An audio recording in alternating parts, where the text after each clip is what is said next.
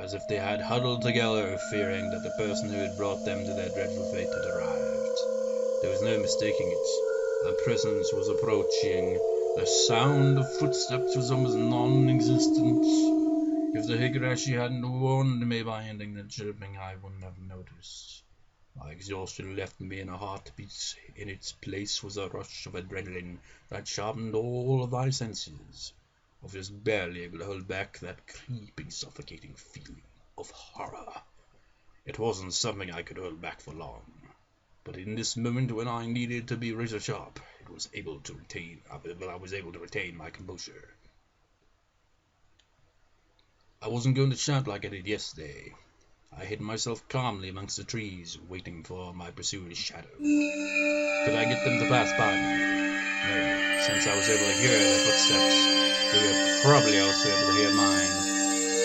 They might have already been able to tell that I had hidden myself and was holding my breath. The person tailing me, was it Rena just like yesterday? If it was Rena, I wouldn't hold back. I couldn't just yell at her and make her go ahead like yesterday. If it wasn't Rena, it would depend on how they acted, I guess. The footsteps ambled closer. Didn't he say he couldn't hear footsteps, though? I swallowed to wipe my clammy hands on my pants and readjusted the grip on the backs. I could tell that the fear that I had bitten back once was now waiting for another opening to come at me. Who could it be? I peeked out from behind the tree at the person following me. My imagination hadn't led me astray. It was Rena. There was a bit of relief as I realized it was someone I knew, but that feeling left me in an instant. This wasn't the same Rena that I knew. Her eyes were dark and lifeless, but her mouth appeared as if it was carved into a crescent. Yes, it looked like she was grinning slightly, and in her right hand was an axe. Oh shit. I hid myself behind a tree once again and recalled this unbelievable sight I just saw. What was that just now? The embodiment of terror laid bare. Baseball practice in my swing, and there was tons of excuses for me to be carrying the axe. But for that axe, there's no excuse for that. An axe just like that. Keiichi, are you playing hide and seek? I wonder. My heart was pounding, hard enough that I had trouble breathing. The composure I'd been able to hold on to was now crushed. In its place, cold sweat gushed forth, covering my entire body. Let me know precisely what kind of emotion had taken hold. Not good, not good, not good. I wasn't able to hide myself completely. She already knew I was here. Were you trying to scam me? I wonder. I decided that it would be better to reveal myself now, since there was still space between us, than to allow Rena to come any closer. I adjusted my grip on the bat again, readied myself mentally, and stepped out from behind a tree. I found you, Keiichi-kun. That voice there, I had a bit of a Misha voice in there as well. It's just like, I keep referring it to the Misha voice because I gave that kind of voice to Misha, didn't I, back in Kaido Shoujo. Really, like, I've only ever had like a few different voices I've given characters, not really, male and female, really, when you think about it. It's like, boggles my mind how voice actors can come up like with various different ways, like, you know, voice acting the character differently. Cause like, and then there are voice actors that just have that same sound to their voice, usually, where it feels like they have to have a specific, like, role for, like, specific characters for their voice acting to actually work. I'd imagine it'd be the same with me. If I were a voice actor, it'd be like, you have to have specific roles. I can imagine myself voice acting the kind of comedic character. That's easy. That's probably the easiest character type to voice act, I'd imagine. Because you could ham it up then, really, couldn't you? You'd be like, Rena was pleased that you found me, listing a mysterious figure. Just like, you know, kind of be like hammy and stupid. Her mouth was smiling, but her eyes told me she was displeased by the fact that I had been hiding. Those eyes, they were just so empty. My legs began to quiver. Not good. In the pit of my stomach, some sort of vicious hot and cold substance began spreading around. allowed it. That substance would slip into my bloodstream and undoubtedly freeze all the organs in my body. Not good, not good. I'll be devoured by Rena at this rate. Just such a weird wording, isn't it? Strike back! Don't lose! What is it? I blustered, hiding behind my bravado. But Rena didn't want to admit. Just the same with Keiichi-kun. I'm heading home. Then, what about that axe? What about the bat you're holding? And cracks in my string. And I'm pleasure hunting. Rena gave a flippant explanation as to why he had such a fearsome weapon. Treasure hunting? At the treasure hunting near the dam site, I found a new cute thing, so I needed this to dig it out. How could I believe that? Well, there was the one time, but you wouldn't believe it, would you? Rena's laugh is obviously very strange. Well, yeah, that voice acting with that laugh I just did, yeah, it was quite strange. I'd seen Rena's transformation many times before. She has a very distinct laugh in the anime, and as I've said before, it's the same freaking voice actress that voice acted the geezer from Clannad. I mean, how freaking big a difference is that? But the one today was completely different. Like her mischievous tone and the shrewd glint in her eyes. It wasn't something that ran about. I'm not sure what to say. It's just so obvious. Where's Keiichi-kun?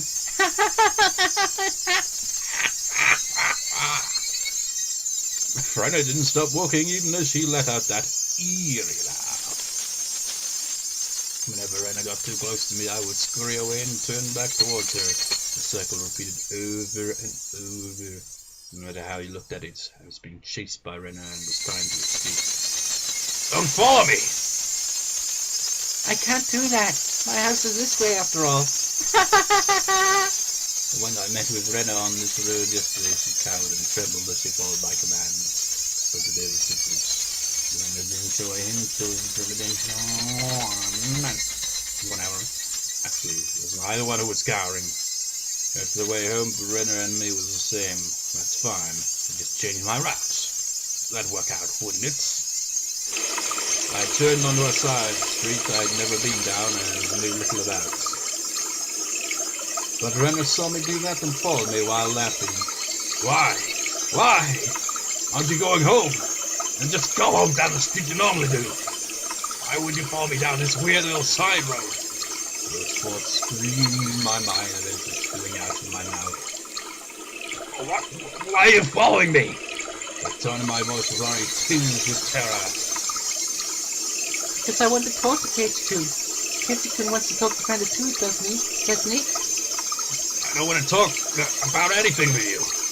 That's a lie, isn't it? He says that a lot. It's something you want to ask me about, isn't that? Not at all. I have nothing to talk to you about. That's a lie, isn't it? It's not a lie. Uh-oh. Lies! Rena's scream echoed, startling some nearby birds into flight. I cringed in fear. The only other thing I could do was increase my pace. That's a word you see on the internet a lot nowadays, isn't it? It's like, oh, cringe. But cringe actually has, like, context, really, isn't it? It's cringe out of, like, just like, oh, that's embarrassing, and then it's cringe as in, like, cringe in fear, like in this example. I don't know, it's just a word you see used a lot, always, you know, like, always in on its context on the internet, isn't it? It's like, just like, see something embarrassing, and just like, oh, cringe. But does anyone even say something like that in real life outside of the internet? Maybe they think, oh, that was cringeworthy, but they don't actually say it out loud, would you? Like, oh, that was cringy, that was. Let's talk, Keiichi-kun. Talk.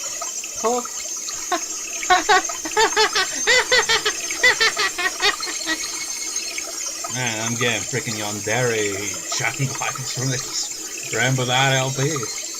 Why was I running down this unfamiliar and deserted streets? Doesn't Keiichi-kun have something he's worried about? Nothing at all. I'm not worried about anything. Usura! Even though I was running, even though Rena was walking, why wasn't I getting any further away? Oh, it's creepy. Just picture her hovering, more or less, behind him. It's like she's not, like, envision it, like she's not even walking behind him. It's like she's hovering, like she's essentially like that one tip where it was just like you felt a shadow like that, and with her face just like right behind him at all times, following.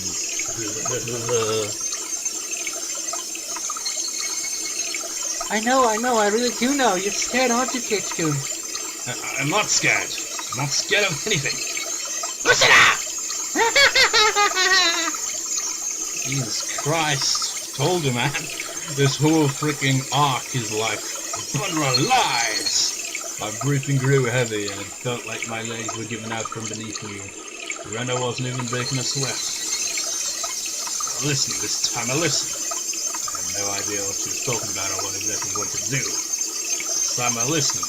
Different from the time with, like, oh wait, no, that's her. This time I listen. It'll be different from the time with Satoshi-kun. When she said Satoshi's name, I turned back for a moment. But even as I did that, Rena was still advancing. I couldn't afford to stop. Satoshi-kun was worried too. It looked like he was having such a hard time. But I didn't listen. I was so sad. Where did this street connect to? All three twists and turns, ups and downs. It's hard to believe that this was even remotely in the direction towards my house. I sensed Rena had long since gone out the window. I really regretted it when Satoshi-kun transferred out. I thought that if I had listened, he may not have transferred out. I really regretted that. The road led me deeper into the forest. Wasn't I getting further away from the village the more I ran? I lost more and more of my composure the more I thought about it. But despite this realization, my inner self was still disturbingly calm. Didn't you hear about that if there was someone struggling like Satoshi-kun did, I'd save them. I don't want to see anyone transfer out again. Damn it! What does transfer even mean? I won't let you transfer me. I won't end up the same as Satoshi. Come on, Keiichi-kun, talk to me. I'll be able to understand you, Keiichi-kun. I'm your ally. I started wheezing out of breath. My lungs were so hot that they felt like they were going to explode, and my heart was beating as hard as it possibly could. I should have practiced running instead of my swing. I couldn't even afford to scoff at that stupid thought. At least it's believable. You know, like when they like, I mean, sure, in this scenario you'd be overly focused on it, but at the same time, it's like, it's kind of nice how they add in something like that, just like a stupid random thought thrown in, where it just like makes a sarcastic joke, and then it's just like, there's no time for that. If Keiichi-kun doesn't have anything to worry about, he'll go back to normal. Everyone will be back to being friends, and we can enjoy club activities again. Next time we'll team up and beat Me-chan. Yeah, how much fun that would be. And I couldn't even imagine how much I'd wished I could turn back the clock on those past 2 days. You'll be nice to me again, too. I want to go searching for treasure again. This time I'll prepare a nice lunch. Actually, we could just go right now. Let's go up to the dam site together. I'll show you the cute thing I just found. I'm sure you'll like it, too. My footsteps made rhythmic flapping sounds and my legs wobbled and faltered. Hot on my heels, Rena's steps were sharply breaking twigs underfoot. I had to accept it.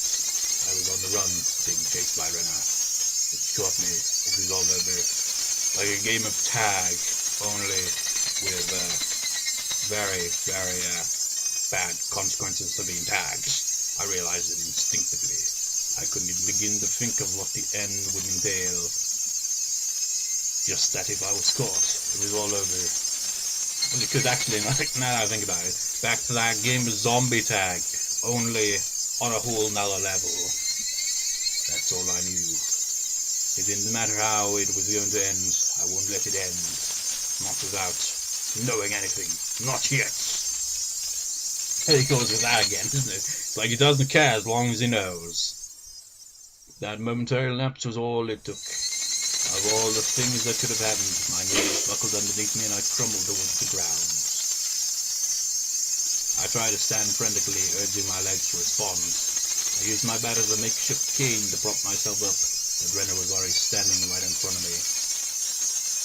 Compared to me, out of breath and utterly exhausted, Rena was so cool and composed that she could have froze the air around her.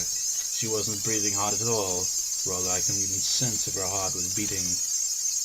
Oh, I haven't seen the anime in years, but I think when she follows him, I think they run a bit as well. Because that would kind of explain it.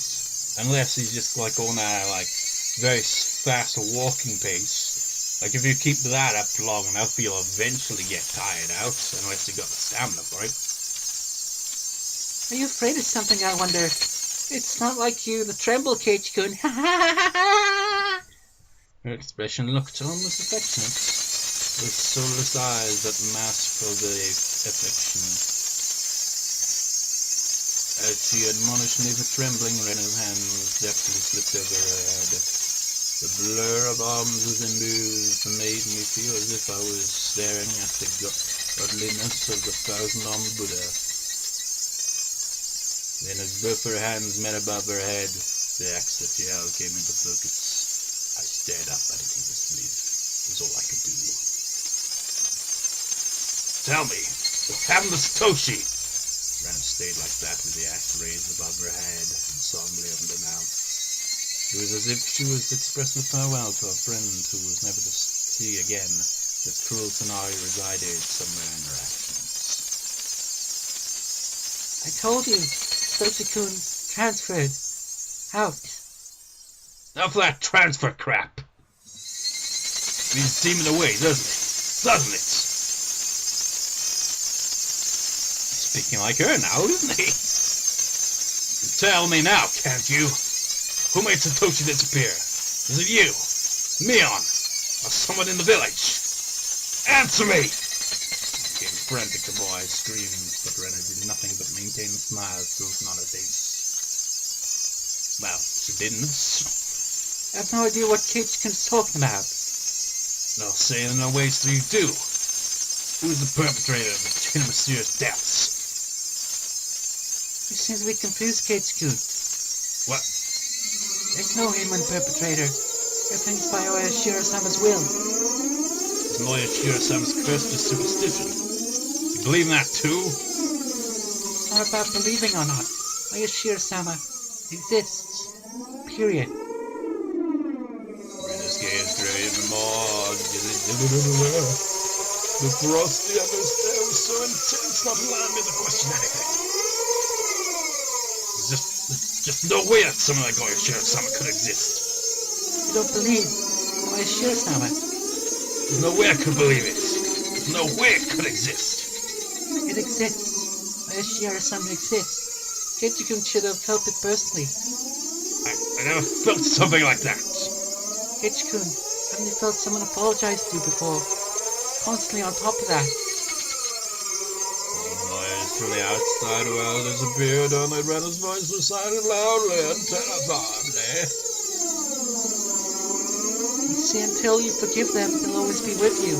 At school, at home, at your bedside.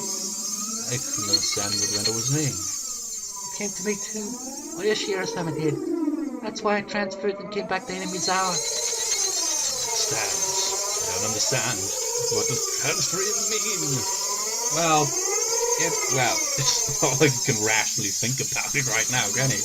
But think about it. She had transferred back to Hinamizawa, so it's just moved away, right? What was Rena saying? Has Oyashiro-sama come to you as well, Keiichi-kun? I'm probably the only one who can confide in. You can confide in. I won't let you transfer out, okay?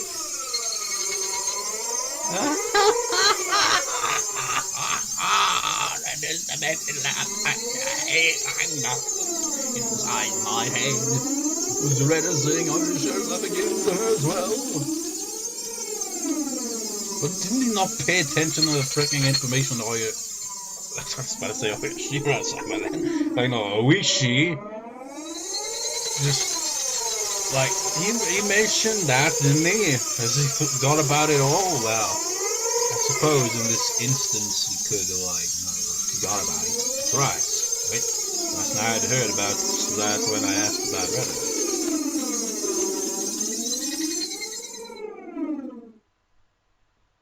Please keep this confidential. Also, part of this may be speculation. Not all of it may be true. Are you still interested?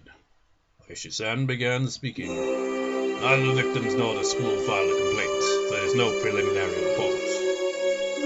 Basically, the police hadn't intervened in this matter. So all of these details are just what I heard from those involved. Meaning it's not that credible. You said there were victims. Didn't Rena just break all the windows? No, Rena Ryugu had attacked 3 mothers, using metal bats. 2 of them made it out with only bruises, but the other had been injured so badly that one of his eyes was permanently damaged. Jesus Christ! And isn't it fitting that it was a metal bat that she used? Wouldn't that be considered assault? Shouldn't the police have arrested her?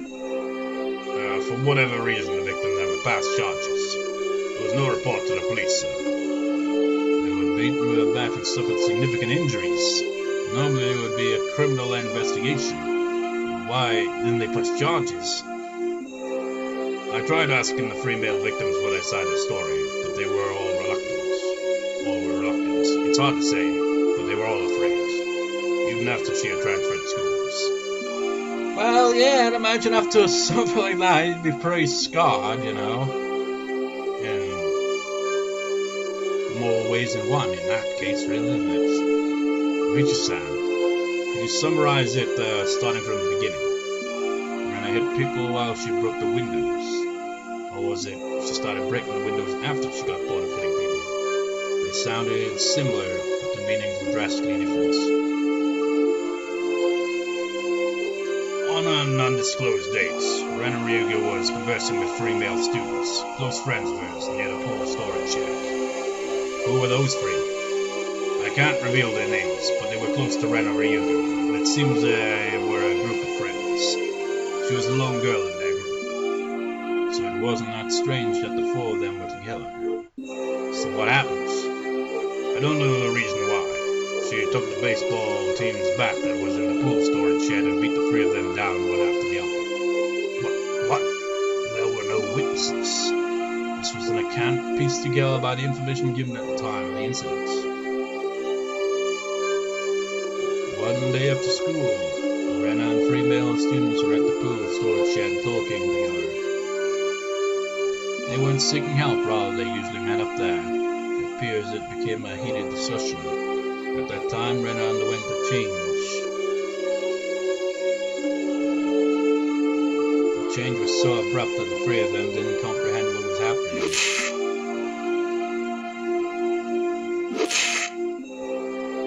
Then, taking the metal back, she attacked their friends one after the other. Leaving her friends covered in blood with gashes on their head, she made her way towards the school building.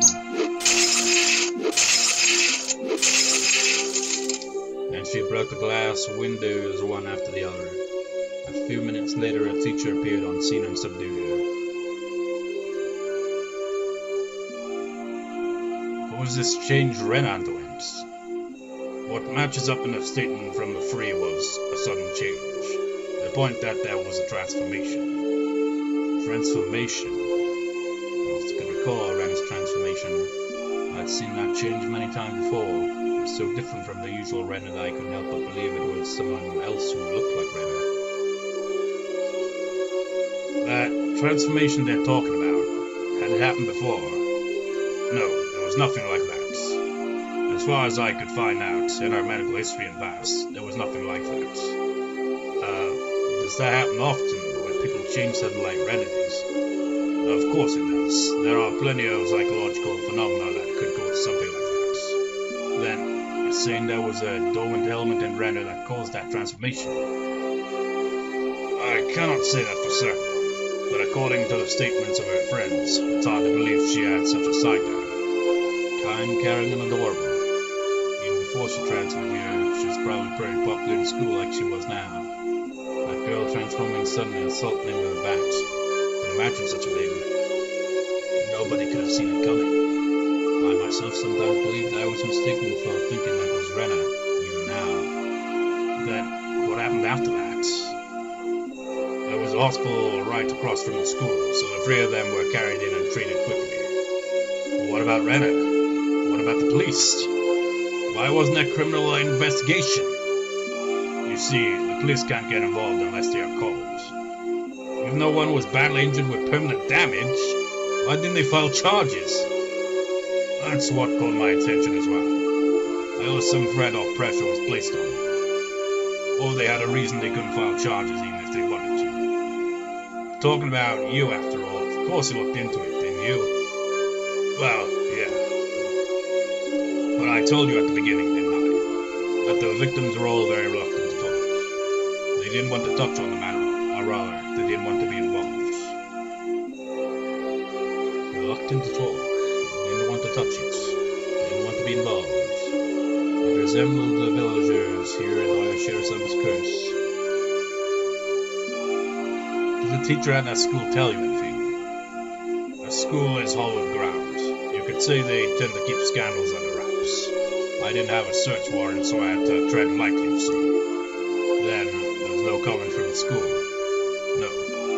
They denied the incident even happened. It's just 3 male students were carried in for blunt force trauma that day. That's all there was in the hospital records. The victims didn't speak, the schools denied it happened. And they don't know anything at all. Yeah, I know nothing other than the incident itself had taken place. The victims also wish this incident to be kept from the public. So if you and I both forget about Maibara-san, then this incident will probably just fade away. For a brief period, we sat in silence. You know, this is obviously, like, after the point where he noticed Rena, so what happened with that? At first glance, it looked like a simple assault case. That was just the tip of the iceberg. The depths were obscured by roiling waves, sinking quietly into the void, as if it never existed to begin with. After that, she was suspended by the school, and during that time she underwent psychiatric counseling. Did you hear anything from that doctor? Again, they were very professional in regards to their ethics, or at least very tight-lipped.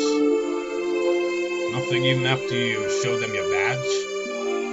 I was told to get a warrant. The badge itself has no legally binding authority after all.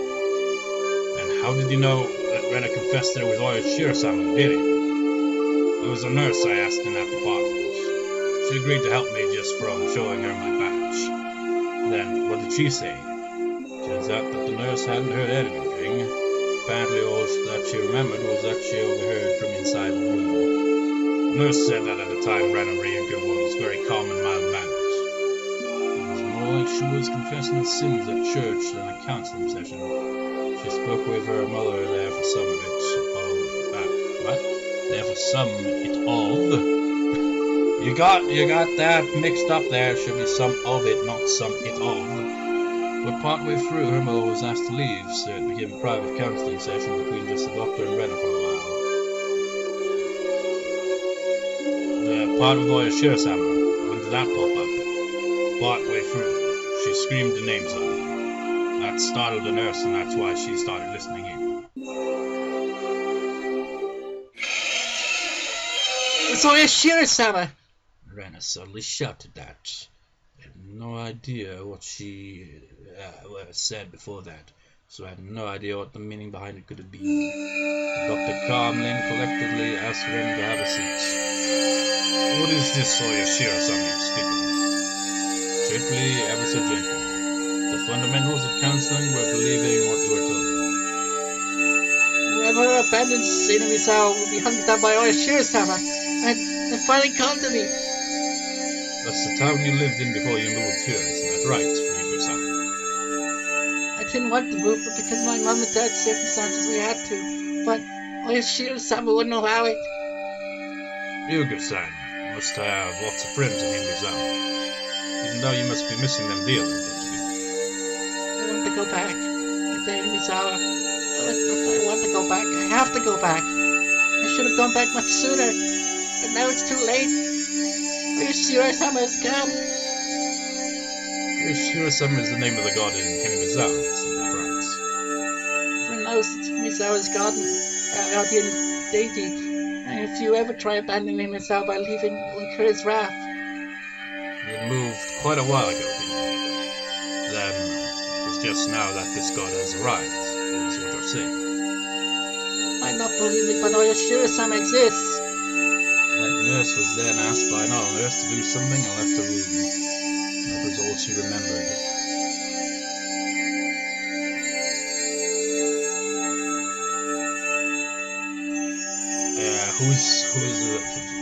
That was oyashiro-sama's doing, right? I do believe there's that kind of superstition in Himizawa, that if you leave the village, then you incur oyashiro-sama's wrath. You should be familiar with this part, my Barasai. I knew very well what those scorned by the village incurred. To hinder the dam construction project, they cursed the construction foreman to his death. Then the following years took his parents, daughters and leading advocates for the dam, were cursed to their death. But this wasn't the first time I've heard of the curse incurred by leaving the village. It's my first time hearing that. I can understand outside threats being cursed by a village, but why also villagers who leave? Normally people who leave villages aren't supposed to be cursed, right? I know it's strange to say it, but I could see it as a rule that the people who come in are the ones who would be cursed. Far from Jupiter, far from his wonder. Curses weren't something to chase out the people that leave, were they? Wow! Look at mythology and like fiction and all that kind of shit. When it comes to curses, they tend to have that following kind of thing, don't they? I don't know. They should stand important for a bit over on the other end of the receiver, then began speaking again. Well, I told you of long ago when Himizawa was called Onikakushi, didn't I? I recalled hearing that. Long ago, Himizawa was feared and respected as the village of ogres. That's a weird thing, isn't it? Oni means demon, but it can also mean ogre. Like, the direct translation of Oni is ogre. It's like, I suppose it is a type of demon in Japanese mythology, really, isn't it? The villagers at the foot of the mountain worshipped the ogres, so Onikakushi was hollowed ground that you could never enter. It came to be said that if you entered carelessly, you were cursed by oyashiro-sama. Yeah, we don't really see this background a lot, do we? This is like the actual swamp area. Those who set foot in Onikakushi, and in other words, Himizawa would be cursed. I could understand that. I know that, believing to also be no good, that's also the ogres, you see. They were being strictly watched by oyashiro-sama so they would not enter into our world. In other words, oyashiro-sama probably restricted interaction between Onikakushi and the rest of the world. I see. I finally understood what sort of thing oyashiro-sama was. So basically, oyashiro-sama is more like a warden than a particular deity, I guess. Trying to keep this place isolated from the rest of the world. I guess that's how it would seem. I'm sorry, I don't know very much myself. This is mostly what was passed on to me from my grandmother.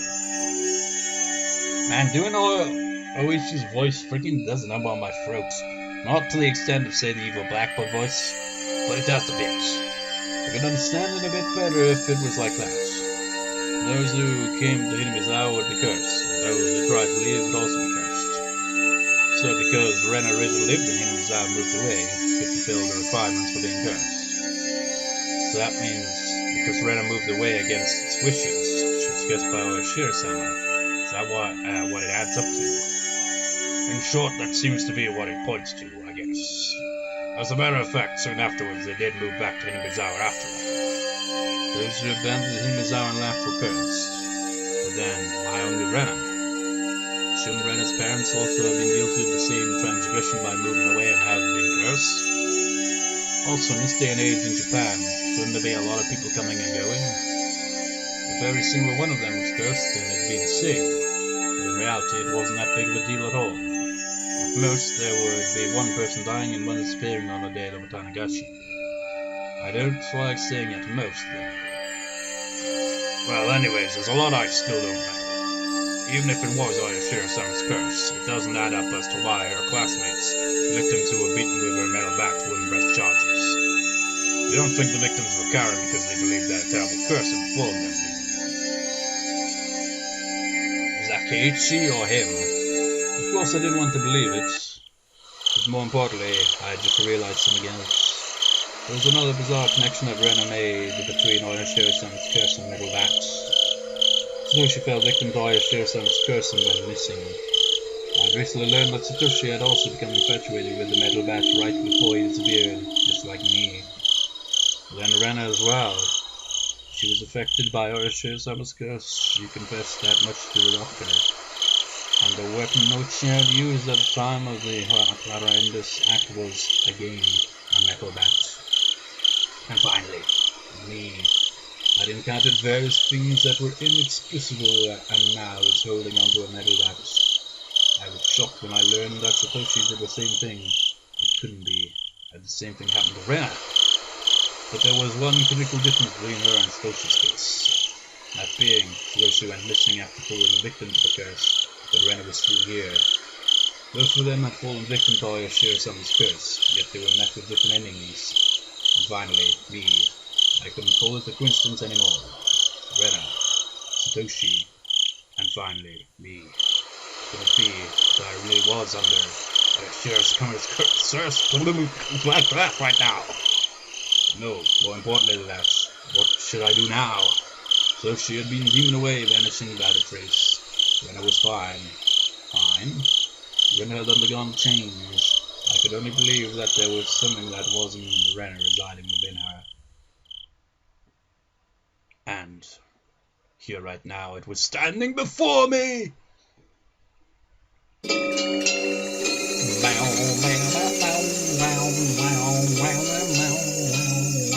My throat aches. Heck, I said that at the start of recording this, like I feel like shit. I'm like voice acting for over an hour. It's like, why, man? I missed the carefree moments of the plot. But they were so carefree and nice. Now it's just, it went to shit, isn't it? Rena, please tell me. What happened to me? Rena stood embarrassingly, not answering. Satoshi disappeared, but Rena didn't disappear. Wait, no, Satoshi disappeared, but Rena didn't disappear, so what happened to me?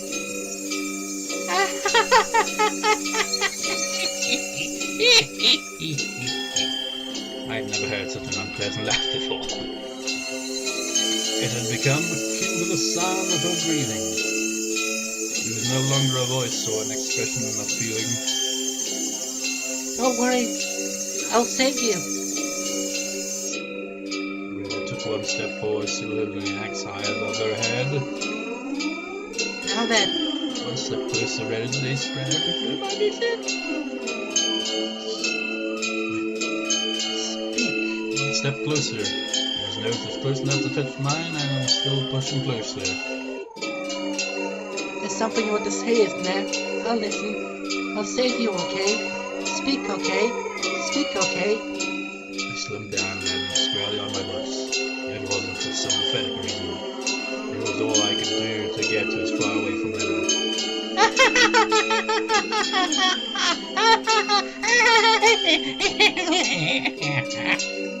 I had a gut feeling that I couldn't let her laughter end, because when that laughing ended, the moment I picked up on that feeling, my body moved by instinct. I sprang to my feet so fast, even I couldn't believe it, and pushed Rena away with both hands. Rena was as light as a feather. Thrown about by the unbalanced weight of the axe, she was sent backwards as if she had been carried off by the wind. After confirming that out of the corner of my eye, I dashed off at full speed. It was the perfect picture of fleeing like a greased pig. I would say I've never heard of that phrase before, but, you know, I've read the novels years ago, so I'd imagine it's translated the same way. Hey, so I technically would have heard it before. Get away from Rena, run away, survive! That makes me think of Mystery Dungeon with that, just like, of all things. But like, there's one point in the plot in that where it's just like, it's just like, oh, you must run away and survive. But very different context here. Well, it is in the way of, you know, surviving, you know, but it's very different. I mean, imagine freaking if a Pokemon game had this darker plot. I couldn't think of anything else than this. While I was running, I remembered I'd been holding onto a bat the entire time. Such a worthless weapon. I couldn't believe I'd forgotten about this weapon at such an important time. Well, I doubt it'd do any good against an axe. I sped and fell down the winding path. I didn't even feel myself gasping for breath for my legs getting heavy. My body understood it all as well. So I didn't run away from here. Oh, it wouldn't live. I could hear the laughter of that Rena coming from behind me. His words, man. It rang through the trees and in my head as though it shuffled away at my sanity. It drove a train spinned out my field of vision as I lay standing as I need a drink, seriously. Where was this? It's a dam, damn it. For a moment I was bewildered by the scenery I thought I knew but couldn't quite remember. I quickly realized it was a damn sight. The fact that I dashed madly and ended up in a place like this gave me a bad feeling, like I was following some unscripted plot. Almost like he was the protagonist of a novel. I had a good view of my surroundings, but I didn't see a single soul here. This was a terrible spot for someone on the run. There was no better place for an attacker. My heart was already on the edge of death. The muscles in my legs were screaming, but I didn't care. If I stop here, then the back noise and be able to scream for much longer. Even still, I glanced back looking for an excuse to rest, when it wasn't there. Instead, I saw two villagers walking around. I breathed a sigh of relief that it wasn't Rena, but a third party. Except the voice inside me rang the alarm once again. Villagers walking around were suspicious in and of themselves, but it bothered me. They both wore rough-looking clothes. Empty-handed, they definitely gave the impression that they were just out for a walk. But at this time of day, two adults wandering around without a purpose, it was enough to raise questions. But more than anything else, desire. They weren't chit-chatting while walking. They were both silent, heading forward, looking in my direction. Was I at the end of my rope and had finally started imagining things? I should run away. That was probably the best choice. If they weren't involved, I'd lose them easily by running. If they were part of the group after me, then they would come running after me. I'll wait unless I hurried up, Rena would catch up with me. That's right, I was going to run. Besides that, the moment I began to turn tail, both of them rushed towards me, but they knew exactly what I was thinking. Somewhere inside me, I jumped to the conclusion that Rena was the only thing I needed to be afraid of. I made the assumption that I didn't need fear or anything else. But right now, I realize just how blatantly wrong I was. Suddenly, the story Keiichi-san told me about the demons all leaving the village to unafraid floated through the back of my mind. I could tell they were both coming after me without even turning around because of their rhythmic footsteps. It was frightening, being unable to shake Rena off as she slowly closed in on me, but this didn't even compare. Being pursued with such violent velocity, this straightforward horror was unparalleled. And the pursuer's arm raised my shoulders. Now it wasn't just their friendly footsteps, but also the distinct sound of their breathing that I could hear. No, I could practically feel them breathing on me. They were already right behind me. Calm down, Keiichi Mobara. still running at full tilt, I felt the surrounding area go still. No, it felt like time itself had stopped. I turned my head back slightly in that frozen mode, realizing that close my pursuers had gotten me. I couldn't win against the legs were dogs. In that sad time it will take to playing twice. I rolled around began moving and they'd be right on rough of me. I know this was just like completely ruining the mood, but man, my freaking frozenness like what's up, mate? Then think about that, Keiichi. First, realize that you won't be able to shake them off like this. If the fact that you can't get away was a given, then you need to make a decision. Go with the right leg or go with the left. You just need to decide which one. Let's go left. From the other side, the temporal similarity bursts into pieces. Right, left. I swung the bat in a wide arc with my right arm, using that whatever. I stopped and suddenly spun. What? The two of them were clearly startled. Momentarily losing sight of me, both of their outstretched arms ready to grab me instead grasped at empty space. The man on the right, I thought him being able to figure it out, spun around to the spot I shouldn't have been and faced me in astonishment. But it was too late. I didn't even need to swing my bat. All I needed to do was extend my arms as I turned around. It was by no means a heavy blow, but it seemed like it had enough power behind it to knock him off his feet. But just knocking him down wasn't enough to scare him away. He got back up in no time. Both of them took a fighting stance and were ready to face me. This made me certain they weren't just two people out for a walk. They were clearly after me. It felt much easier than dealing with Rena. Just by not recognizing their faces, by not knowing them, it made things easier. I smiled wryly on the inside. What do you want with me? Next one's gonna be right in your face, you bastard! That's fine if it was just a bluff. By barking out at them, I was able to fire myself up. They didn't respond. They spread out to either side of me with unbelievably calm expressions on their faces. One of them would grab in onto my back and the other would hold me down. That's their plan. Clicking on both of them at once would be impossible. Hot sweat poured from every pore in my body. Then I just have to settle it with the first move. I step in and strike the first one down. Narrowing my target down to the man on the right who had already been knocked down before, I stepped in and swung with all my might. There is no way for an unarmed person to guard against it. It could cause immense damage. If they blocked it with their arm, their bone would snap like a twig. They turned their back to it, and it was possible that the blow would travel all the way to their vital organs. It looked like he was aware of this. He pushed further through the kill zone between us and delivered a fist right into my gut. Not good. From this distance in the position I'm in the state, there was no way for me to dodge it. The world flipped upside down. I understood that I was being tossed around like a rag doll. I landed on the soft earth without a sound, feeling the grainy soil press against my face. It didn't hurt at all.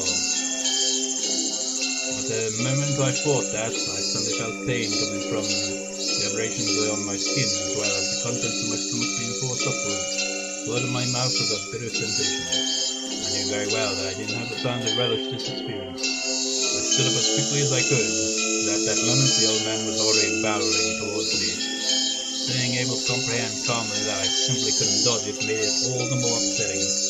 After plowing into my stomach full force once again, my sibling twisted around behind me and locked his big arm around my neck. My throat felt like it was being crushed by his immense strength. I couldn't even contemplate that I was being strangled or that I was about to go unconscious. My vision simply darkened as a silent, whining noise began playing deep inside my mind. It took everything I had to keep myself from blacking out. While this was happening, the other man was more than likely standing in front of me. I wasn't able to open my eyes, but I could feel that he was there. There was nothing I could do now. He was able to shake his arm off me, and I couldn't run. I couldn't fight back. Dire straits, I couldn't even come up with a phrase that adequately described my situation.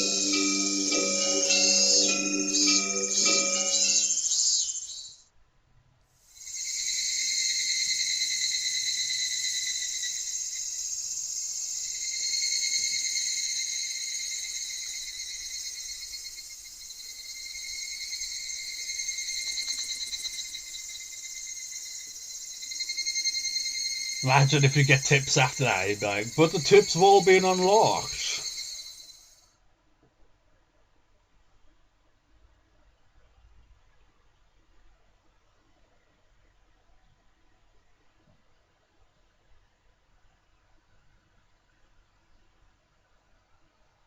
Nice slow fade in, isn't it? A familiar ceiling, familiar music. What on earth will happen next?